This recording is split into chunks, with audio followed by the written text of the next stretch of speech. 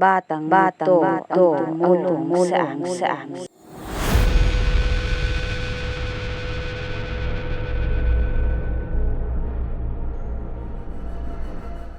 Magandang araw sa inyo mga katinig.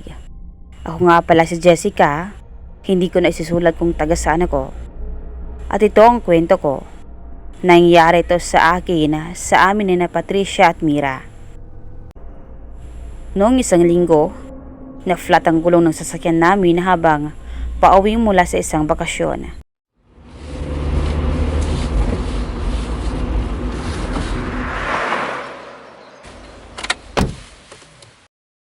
Wala kaming signal, walang ibang sasakyan at palubog ng araw. Habang naglalakad kami sa kalsadang napapalibutan ng mga punong kahoy, napansin namin ang isang malaking bahay sa dulo ng kalsada. Maganda ito sa unang tingin at may mga ilaw, parang may selebrasyon. May mga taong sumasayaw sa loob at may halakhakang umalingaw-ngaw.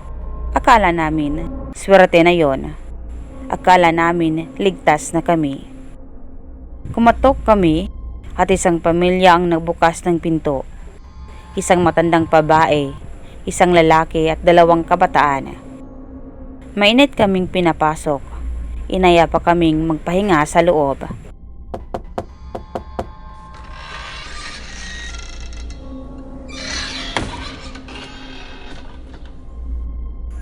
Tuloy. Magabi na, mga iha. Bukas yun na lang, ayusin ang sasakyan niyo. Tumuloy kami. Pinakain nila kami. Natuwa si Mira. Si Patricia naman ay parang hindi mapakali. Ako, wala akong naramdaman sa simula. Hanggang sa napansin kong may isang batang babae sa sulok ng silid na tinutulugan namin. Yakap ang sarili. Madungis ang damit, gusot ang buhok. Lumapit ako. Pero nagsalita ito at ang sabi niya sa mahina at pabulong na boses. Umalis na kayo habang may oras pa kung ayaw matulad sa akin. Kinilabutan ako. Napaatras. Tinawag ko sina Mira at Patricia pero wala silang nakita. Mira, Pati, may bata dito. Ha? Bata? Nasaan? Nandoon sa sulok. Walang bata, okay? Sus, ikaw talaga. Guning-guning mo lang yan, Jess. Mira is right. Jess, ha? Kaya matulog na tayo, please. Antok na ako eh. Akala ko rin. Kaya't pinilit kong matulog. Pero, nang sumapit ang 12:00 ng gabi, nagising ako. Kaya dahan-dahan akong lumabas ng silid. Madilim ang pasilyo pero may ilaw sa kusina. At doon ko siya nakita. Ang mata ng babaeng kanina nakangiti sa amin. Ngayon nakaluhod. May dugo sa kanyang bibig. Nilalantakan ang laman ng isang lalaki. Buka ang bunganga. Nilalapa ang katawan ng walang malay na biktima. Namumula ang mga mata niya. Ang mga kuko niya ay mahaba at ang dila ang taas at naglalaway. Napalunok ako ng laway. Halos mapasigaw. Pero natakpan ko ang sarili kong bibig. Tumakbo ako pabalik sa silid. Gising! May aswang! Totoong sinabi ng bata. Halos sumigaw na ako sa takot. Nagkagulo kami. Sinubukan naming tumakas pero huli na.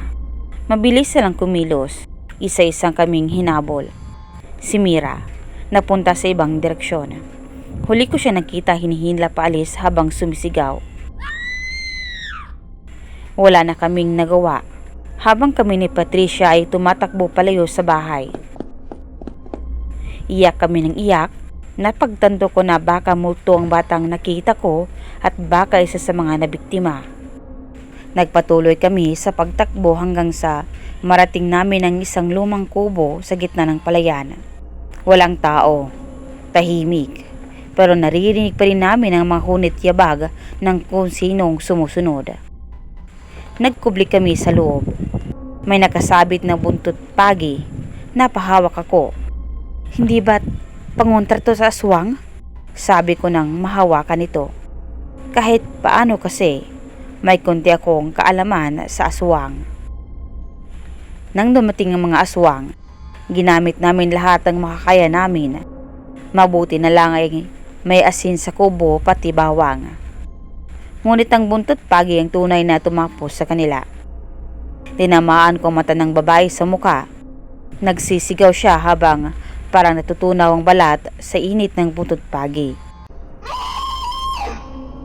Isa-isang naghina ang mga aswang hanggang sa matay sila sa mismong silid na iyon. Nang sumikat ang araw, basang-basa kami ng dugo, sugatan pero buhay. Isang matandang magsasaka ang nakakita sa amin habang naglalakad palayo sa palayan. Tinulungan niya kami. Sinabi namin ang lahat.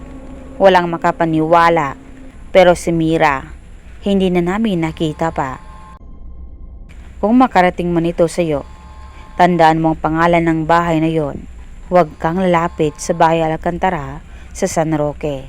Maganda ito sa panlabas, pero sa loob nito may halimaw na nag-aabang ng hapunan. Jessica.